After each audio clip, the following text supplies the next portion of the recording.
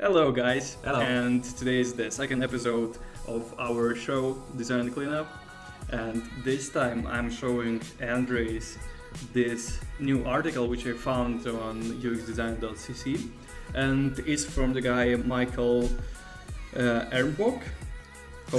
Something like that. Something like it, sorry. And it's about the user experience of the driving cars.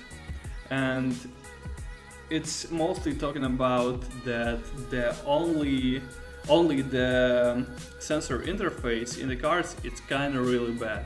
And here we can see a lot of examples of just screen interfaces and the things like this. Cool. So we're gonna discuss the major interfaces from the major firms like BMW, Mercedes, and the Tesla. And let's go view the Tesla interface. Have you actually driven a Tesla? Tesla? No. No? But I've heard the discussion about the interface. Because like at the first glance, there are no buttons in the Tesla. Yeah. And if you and I, we've both had the experience of working with the latest Mac Pro. Yeah. Where like you always have to look in the corner to press the escape because the escape is not a button, it's on the screen. It's super bad. And like when I'm driving my car, I just I don't have to look at the radio or anything. Yeah. I just go like, oh yeah, it's there. That's the fifth station. Yeah. Things like that. And in Tesla, you don't have any of that, and you think like that's bad design, right? Or that they've like tried to save money and all that. But the long-term thinking for them is, you will not be driving a Tesla yourself.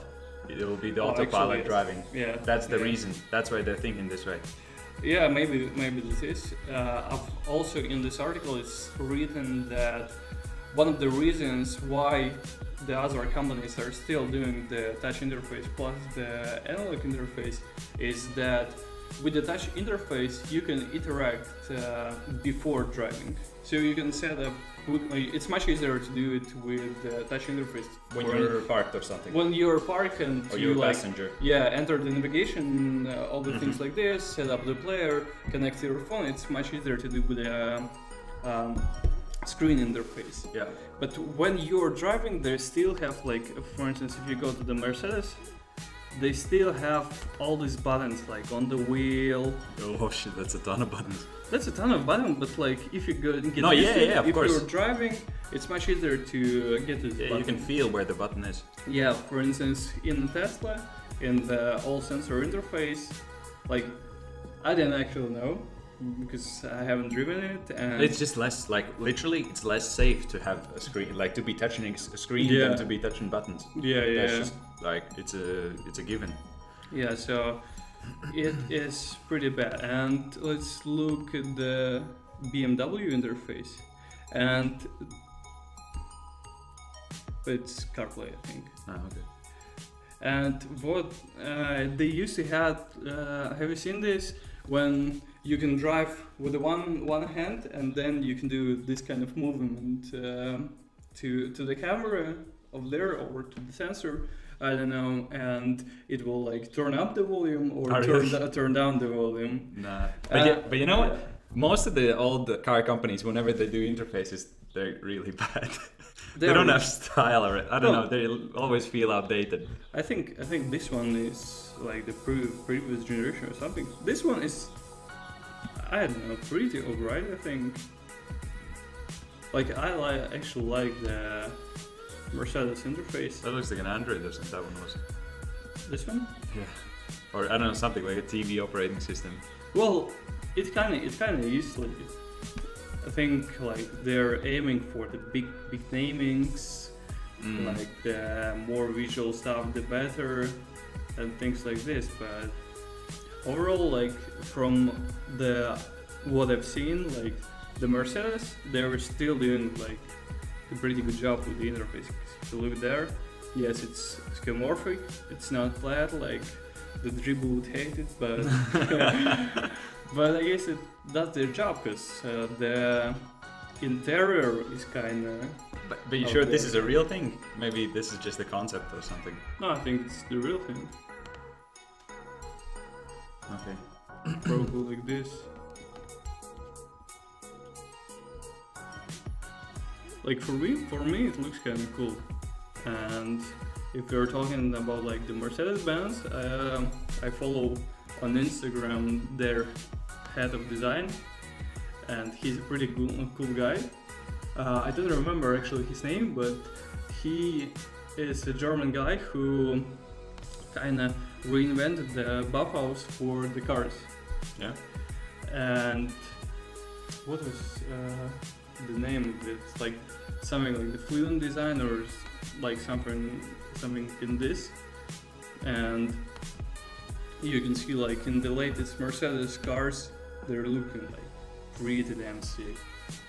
Like Mercedes like this. See how futuristic it is. Is it? No, I like it like pretty damn much. Like the for instance, these optics, they're so cool. And all of their like electronic cars. E-Class, G-Class. G-Class. Electronic cars, what do you think about them? I don't know. Like, for me, they're a bit messy. But these are all just concepts, right? That's not real. No, these ones are actually like the actual cars. This is how they look in the real life. I'm not a huge fan of them, but I guess they're moving in the right direction with all this electronic stuff, things like this. I don't know. You know what I wanted to say about just the interfaces? Yeah. This looks kind of cheaper than the rest of them, the Tesla version. These are just a couple of things on the steering wheel, nothing physical. Just like this looks like an iPad connected to the dashboard. And I think that's sort of what feels luxury is when you have a combination of screens that you can interact with and metallic cool buttons. Buttons, yeah. And I think because that's what you see in a lot of like if you look at James Bond movies or anything like that. It's like it's a regular expensive but like metallic and all that, but regular kind of thing, and then you press something and screens. When it's too minimalistic like in Tesla, it gets kind of boring. And but of course, again, it's for a reason. Of course, you can say, or you can argue whether you like it or not, but it's for a specific thought that they've done it this way. Yeah. And I bet it's every unique element that you add to the dashboard, like all of this, like it has to be crafted, and it has to be like one of these has to be made for each of the cars, so the production gets more expensive and more complicated, all the logistics. So, and you know how with Tesla they're struggling to meet their deadlines as is, so they simplify these things where they can.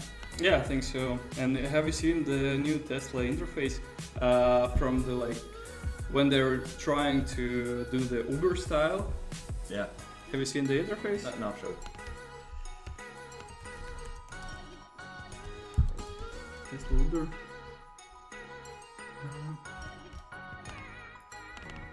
Self-driving taxi. You haven't done your research, man. It just came to my mind. Self-driving taxi app. Oh, here it is. Yeah, this I've seen. But what can you take away from this?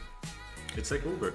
It's like Uber plus the car sharing, but what do you think about the interface itself? Nothing much. But this is not an interface. This is a presentation of an interface. Interface is something when you like the whole system. This is a map with some UI on top of it. you know what I mean? It's not. For a designer to do this, it's not a big deal. Yeah, it's pretty simple, pretty cool, pretty modern in their style. Yeah. Well, I guess we can wrap this episode up. Okay. Well, I don't know. What to say more.